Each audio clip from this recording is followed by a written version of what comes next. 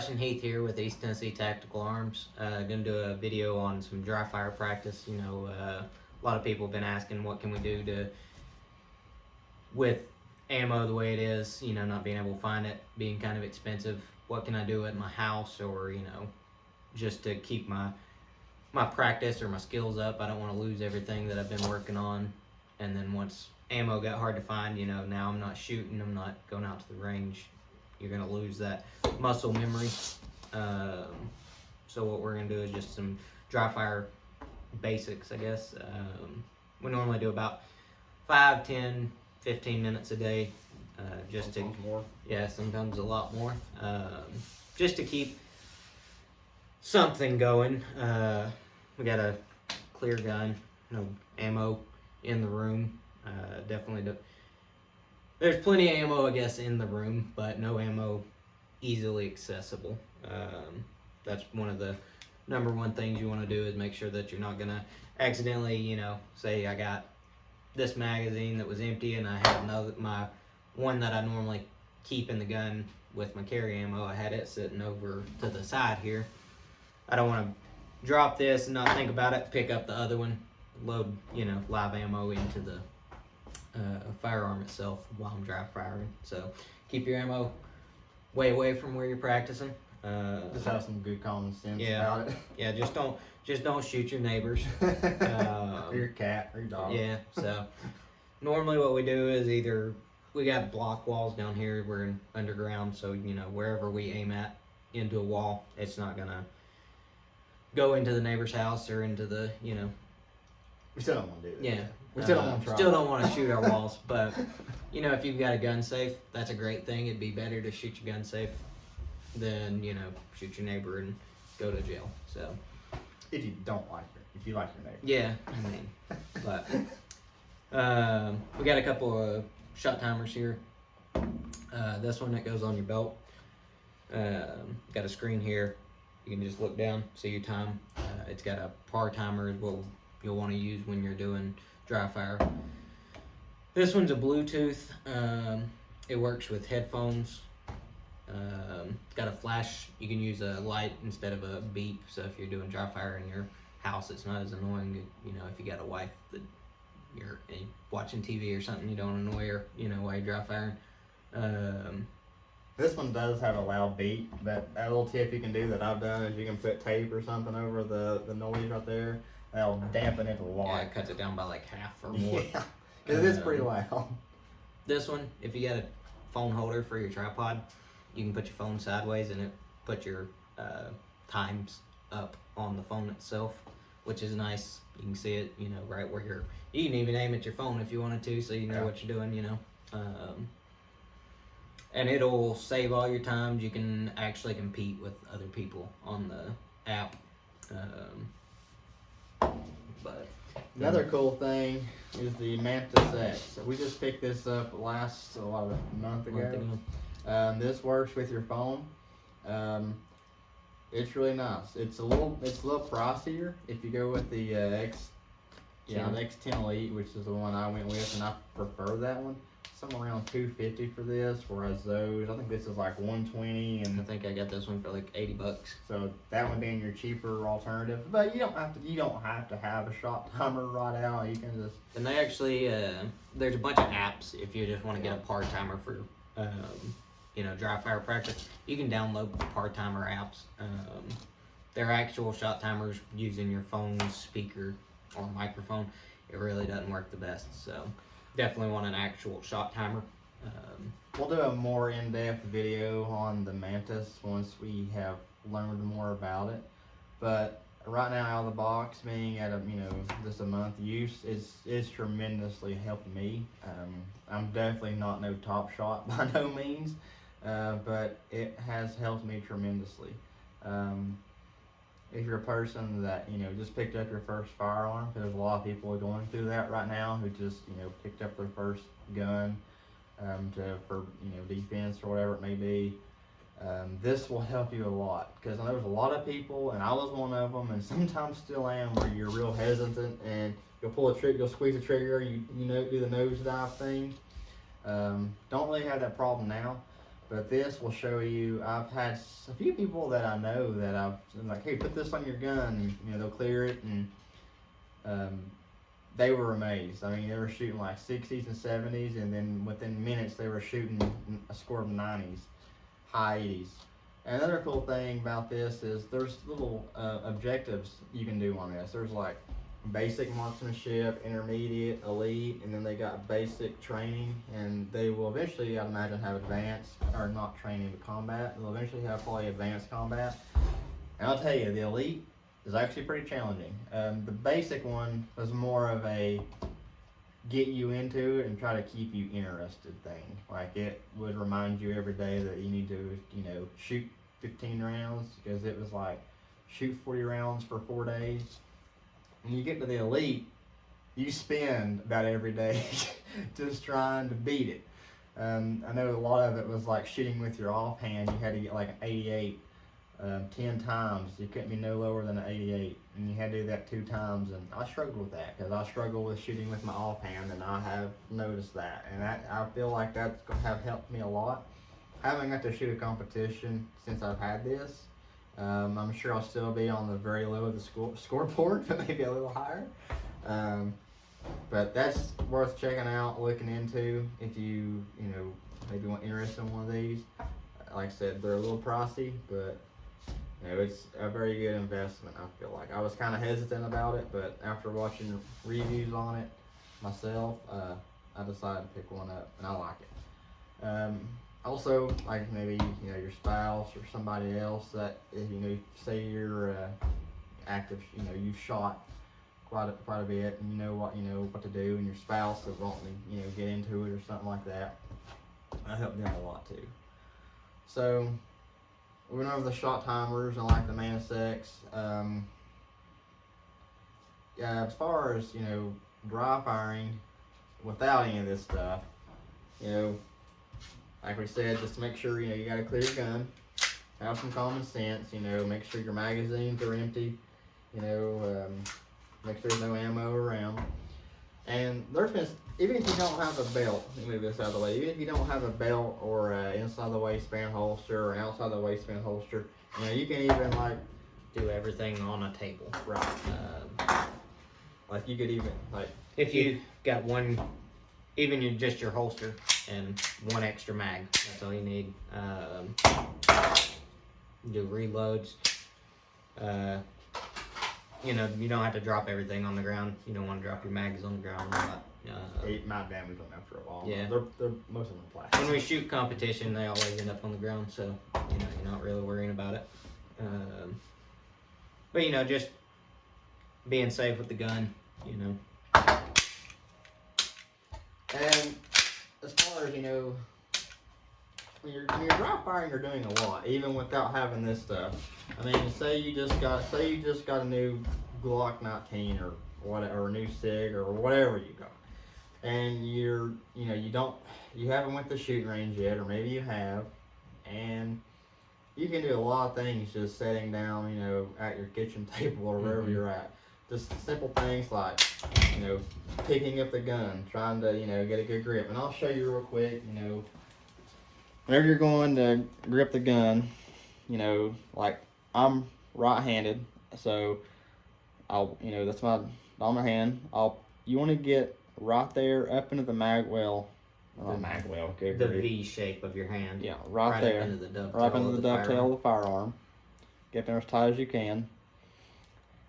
And some people I've seen actually cut their hands that they so used to getting up there as far, but the higher you are up, whenever the gun is actually recoiling, the more control you have. Like if you're holding it down here, the gun's got more leverage on you. It's going to sling back more versus having it up there where you should.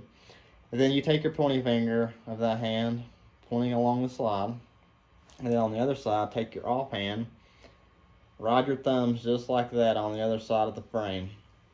Get a good grip on the other side with your fingers. You set them down the grooves, however, you can practice your grip a lot, over and over. But that right there, is the way to hold the firearm. I see a lot of people, hold them different ways, like teacup style. That drives me crazy. But you want as much meat from the palms of your hands on the grip of your firearm. Yeah. And you want to push in a little bit, so you'll kind of give it a little bit of a shape, kind of like that. So you got some leverage to keep the firearm Not only that, but recoiling as bad.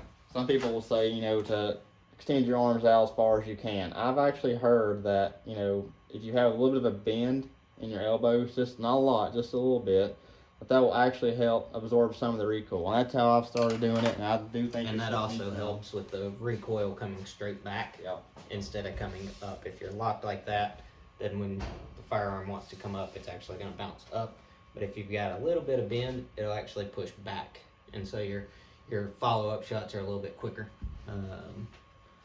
So like I said, you know, you don't even gotta pull the trigger. You can just sit there, practice drawing the firearm and getting a good grip, or just sitting on the table and get a good, you know, just getting a good grip. That having a good grip on the firearm makes a lot of difference in how well you're gonna shoot. Another thing is just especially if you're new to firearms, just racking the slide. Yeah. You know, it's getting used to where you can actually grab it and rack it without putting a whole lot of effort into it. Getting used to how it feels in your, you know, hands. So if you're at the range, you're not, you know, only pulling it back that far and then letting it ride forward. You want to pull it back and let go. That way, it feeds the bullet into the chamber. Because if you just ride it home, you know, not letting it slam, you're more than likely not gonna have a functioning gun for that round. Even just, you know, just changing a magazine. I mean, you know, that right there helps a lot. You can do it without even looking, you know. Just muscle memory of knowing where the mag roll's at, you know. That's a big thing too. And, you know, like the trigger. Oh yeah. So when you're shooting or dry firing, you'll pull the trigger, and a lot of people, what they'll do is they'll pull it back, and then they'll come up to that wall and go back to shooting. You don't want to do that because that'll end up causing a short stroke of your trigger. You always want to, if in real life scenario, if you're trying to ride that back up to that wall and you don't go all the way far enough forward and you just pull it, it's not going to work. And then you know, it could cost you some, you know, it's life or death if you needed it. So what I do is I always pull the trigger and just come straight forward with my finger again. That way I know that I've got that reset of the firearm every time. But definitely don't ride it back forward till you hit that wall. You can ride it back from the very front. You can hit your wall and then take your shot. But I guess let's go over these. Yeah. This is just some little sticky pads that you get for like your yard sale. You can buy them at Walmart. They're great. You stick them on the wall. You can put 2 or 3 on there, and then you know you have 3 different spots to get your sight alignment on those 3 or 4 different spots along the wall, and that really helps with target transitions. And the smaller it is, the more accurate it's going to make you, because you're going to feel, if you have a big target and you have a little bit of movement, you're not going to notice it. But if you have a really small target and you come off that little small target, you're going to see which way you're going. And so then that just helps with getting your sight picture where it needs to be, keeping your trigger from, you know, when you pull the trigger, from going down hard left or, you know, straight down, trying to anticipate the recoil.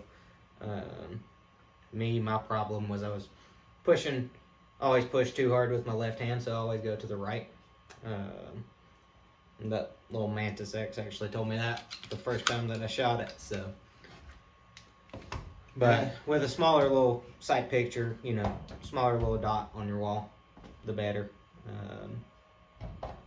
The other thing, if you don't have any stickers handy or anything, you can do simple things also, like a doorknob, you know, Yeah. aiming at a doorknob or even an outlet on the wall, stuff like that. Maybe a picture on the wall, you know, different things. Piece of tape. Yeah. Get a piece of tape and stick it on the wall. Piece of tape. Thumbtacks. Put a couple of thumbtacks up somewhere. Yeah. You may practice stuff like, you know, drawing, aiming at the target, aiming at that target, whatever it may be, paper, or, you know, a sticker. And then you may be like, hey, I want to practice drawing, aiming at that. And I want to go ahead and pull the trigger over it. You know, like, aim at it. Okay, I've aimed at it. Now you may be like, you know, drop the mag. And then put another mag in. Just practice it. Then aim over here. And then, you know, pull the trigger. You know, stuff like that. You may want to break it up. Like, I want to shoot this, reload, you know, aim. You know. And some guns, I've got a really cheap Taurus here. Ammo there. On the gun. It's got restrike capability, so I can actually, you know, find that spot on the wall over here, go to that target, pull the trigger, go to the next spot on the wall, and pull the trigger again without having to rack the slide every time. So that actually helps having a restrike capability firearm, especially in dry fire. Not the best gun. I gave like 150, 160 bucks for it. My red dot on the top cost more than that. And I was pretty skeptical. Josh had a Taurus and it had some trigger problems. It wouldn't reset and stuff. So I got one just to see, and I didn't carry it. If anybody's wondering, I've had this for about almost 2 years, I guess. Mm-hmm. And I put 2,000 rounds through it before I even decided I'd carry it. I didn't have any problems out of it. So after 2,000 rounds, I decided it was safe, you know, reliable enough to carry. But then I had some people asking about the red dot mount, and I went through a couple of different places and got 3 different red dot mounts. Ended up getting this one. The other 2, they failed on me. This one actually is holding up. It's probably got about 1,500 rounds through it since I bought it. So another thing, you know, a lot of people say that they've heard that dry firing can damage your gun, different things, and that is true. Some guns it can. There is some rimfire guns that I know will. They say it'll actually damage the firing pin. There's some 1911s I've heard you shouldn't dry fire with. But as far as like your, you know, Glocks or Sigs or, you know, Taurus, Rugers, whatever, most of your striker fire guns, they're not going to damage them. But, you know, if you're kind of curious about it before you try it, just, you know, Google it. The answer's out there somewhere. Most modern firearms you're going to be okay with. Yeah. Revolvers, they're a little more picky the way that they work. So some revolvers you can, some you can't. So okay, so in case, sorry about the noise in the background. I forgot, but we've got the new lower. You want to grab the old one over there for a little bit of a memory thing that we had on our first video that broke. Right there. We've got the new lower printing in PLA Plus that we've had some people recommend us trying. So far it's looking pretty good. And it seems stronger by just trying to break off the filament. So hopefully we'll have a video on that soon. We tried, what was that, PETG? Yeah. That was kind of my thing. I'm sure it's pretty good stuff, but It was a lot more finicky, so it wasn't as temperature down clean. here. Being a basement, it's a little colder. You know, it's been pretty cold here. So being in the basement, we couldn't leave the fan running for the heat because it was messing with it. You know, the air moving down here. So now that it's starting to warm up, we might try the PETG again. But the PLA Plus, so far it's looking pretty good. Looking really promising. So, like I said, when we do the dry fire, we've got 2 little stickers up here. I don't know if you can see them or not. They're right there and right there. And get one of those timers. I haven't got it set up on power timer right now, but I do got it set on delay. Just leave it like that. So, whenever you're using, you know, say you got one of these timers, pack timer, you can just put on the lay. This one for the beat. Aim, you know, do that right there, works just fine.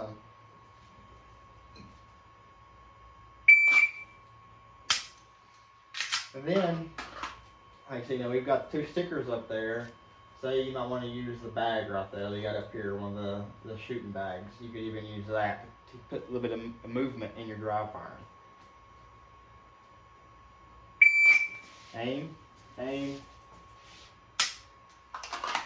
And you can do other things like, make sure your magazines are empty. Throw a reload in there somewhere.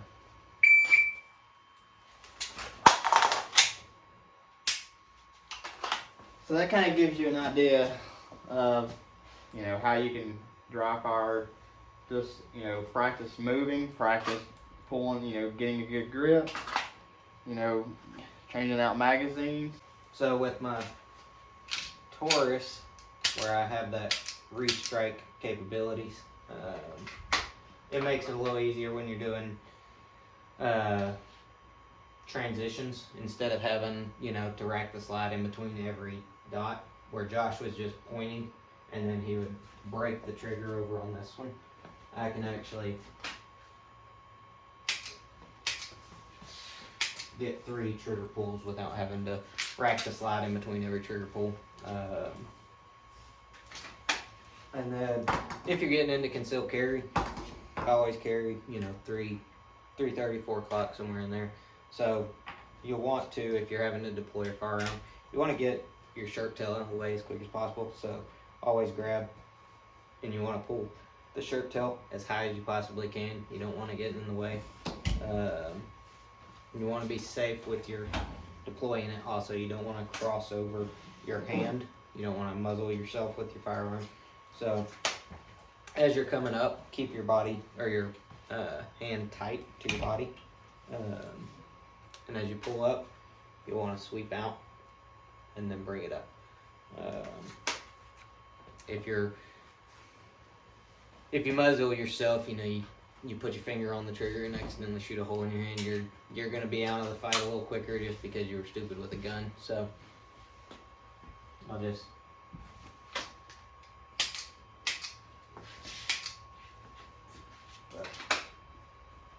and if you're shooting at the range, whenever you're going to reholster your firearm, always make sure that you don't have your shirt tail, you know, down here. Go ahead and pull it up, because if you get your shirt tail stuck in your holster here, it can pull your trigger, you know, shoot yourself in the leg or the foot. You don't want to do that. So always keep your shirt tail, garments, anything like that out of the way. But other than that, I think that's about it as far as, you know, just keep practicing, keep getting your trigger reps in, get your sight acquisition in, your transitions from target to target. That's going to be a huge help, you know, if you ever get into competition shooting. It's going to be a lot of, you know, target transitions. So Or in a bad scenario. Or in a bad scenario. Most bad guys, they don't travel singles. They're, you know, you got a couple, 3 bad guys. That's most of the time, you know, how it happens. So most break-ins is 2 to 5 people, I think, is what the average break-in has. 2 to 5 people. So if, you know, somebody breaks in your house and you're only used to shooting that one time and then you can't transition, you know, you might end up in a bad situation there. So hopefully that answered any of the questions that you had with dry fire practice. Make sure to follow us on MeWe, Parlor, Instagram, Facebook, all under East Tennessee Tactical Arms. If you have any more questions or comments, just leave them on, you know, one of our social media accounts. We'll make sure and get back to you. If we know the answer, we'll let you know. If we don't, we'll do our best to figure it out. But I think that's about it. So, covers it. Thanks for watching. Thanks for watching. And then, Thanks for watching. Okay, now go pee, hurry. I think I can hold it. You can't hold it, you can't even sit still. you better go pee. Don't want to accidentally load one and shoot one. Right. Clear. Which we'll clear them in the video just to, you know. Right. But I don't want to go to clear it and they're Yeah. in there. You ready? Alright. Josh. You start us out this time. Josh and Heath here with East Tennessee Hang on, Tackle just Farm. stop shaking, just so I have a good. You don't want to laugh. Well, no, I want to be able to break up the video at a good spot.